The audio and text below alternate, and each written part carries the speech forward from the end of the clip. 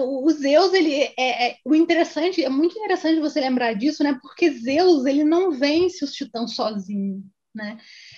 Zeus, ele já, inclusive, essa é uma questão que eu até estava lendo sobre uns dias atrás. Zeus, ele não, no começo, ele depende muito de todos os outros olímpicos, né? E de outros aliados para que ele consiga derrotar os titãs. Então, Zeus, ele não tem essa supremacia. Quando a gente chega em Homero, aí não. Aí Zeus já está supremo. Zeus já tem a supremacia. Tanto que tem aquela famosa passagem, né, da Ilíada, em que ele diz: olha, se vocês pegarem uma corda e puxarem todo mundo de um lado e eu puxar do outro, eu vou vencer todo mundo. Ele fala isso, inclusive, para Hera, né? Ela fica furiosa com ele, ela fica sempre furiosa, né? Ele fala: olha, você pode aprontar das suas aí, mas eu não estou ligando muito, não, porque eu me garanto, né? Zeus fala isso para Hera naquele momento. Agora, antes disso, não. Zeus depende dos seus casamentos, Zeus depende dos seus aliados, Zeus depende dos seus irmãos. Inclusive, essa é uma questão bem interessante, porque o Poseidon vai lembrar disso o tempo todo e vai jogar na cara dele também. Fala: olha, você está aqui dando uma de fortão, mas lá atrás você precisou da gente, cara, né?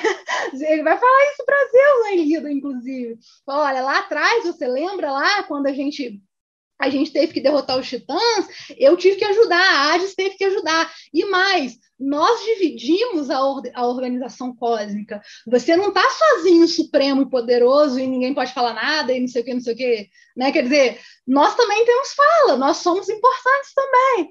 Né? É claro que Zeus é o mais importante, é claro que Zeus vai ter a supremacia, é claro que ele é o ordenador do cosmos, mas ele não ganhou sozinho. Isso é uma questão muito interessante, né? E Zeus depende, sim, ele vai depender da astúcia de Metis, ele vai depender da justiça de Temis, ele vai depender de muitos aspectos para ele vencer os titãs, né? Então isso é muito interessante você ter lembrado isso, é muito importante, né? Porque de fato Zeus não vence sozinho, né? Zeus teve a participação dos seus irmãos, o pobre do Hades, né?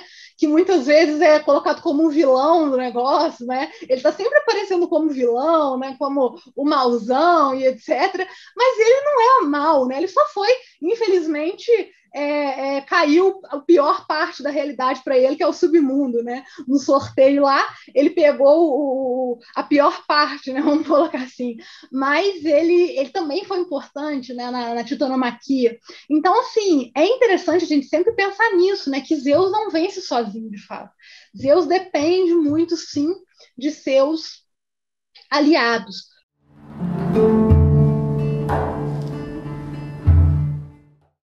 Quanto a essa outra questão que você falou, é muito interessante, Daniel, porque assim, o que é uma utopia? Quando a gente pensa na palavra utopia, olha só que interessante. Topos vem de espaço, né? Tanto que a gente fala a palavra, por exemplo, topografia. É a grafia, é a organização do papel, né? É você fazer um mapeamento do espaço. Né? Isso é topografia, né? Desenvolvimento de mapas, etc. Topos é o espaço e o é o afixo grego que significa ausência. Ou seja, uma utopia é uma coisa que não pode acontecer em lugar nenhum. Por isso que quando a gente fala, por exemplo, tal ideia, ideia política é utópica, o que a gente está querendo dizer, na verdade, é que ela é impossível mesmo. Né? Agora, a Era de Ouro, ela é mitológica. Ela, de fato, nunca aconteceu entre os seres humanos.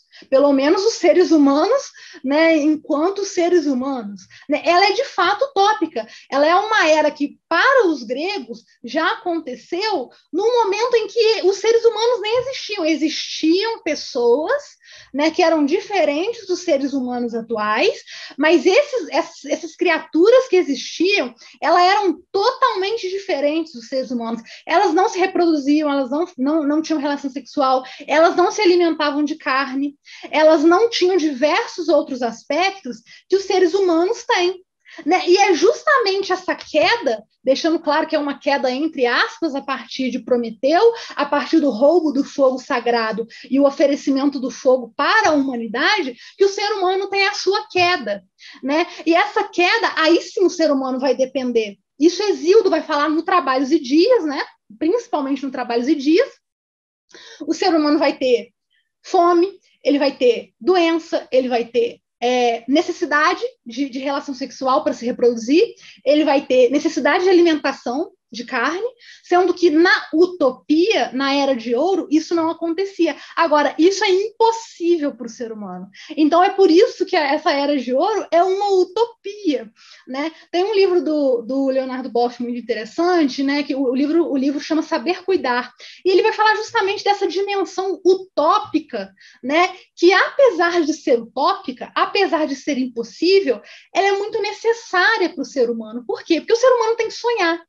O ser humano tem que ter uma visão de esperança de algo que ele pode, pelo menos, tentar alcançar, que é uma certa utopia. Apesar de nós termos consciência de que nós não vamos conseguir alcançar a utopia, né? Nós estaríamos, vamos colocar assim, mentindo para nós mesmos se nós acharmos que vamos conseguir em algum momento alcançar a utopia da Era de Ouro, né? Vamos colocar assim, da Era de Ouro, hesiódica, ou de um paraíso cristão, alguma coisa assim. Nós não vamos, de fato, mas nós temos que sonhar, né? E o Boff fala sobre isso no livro, né? Um livro muito interessante dele.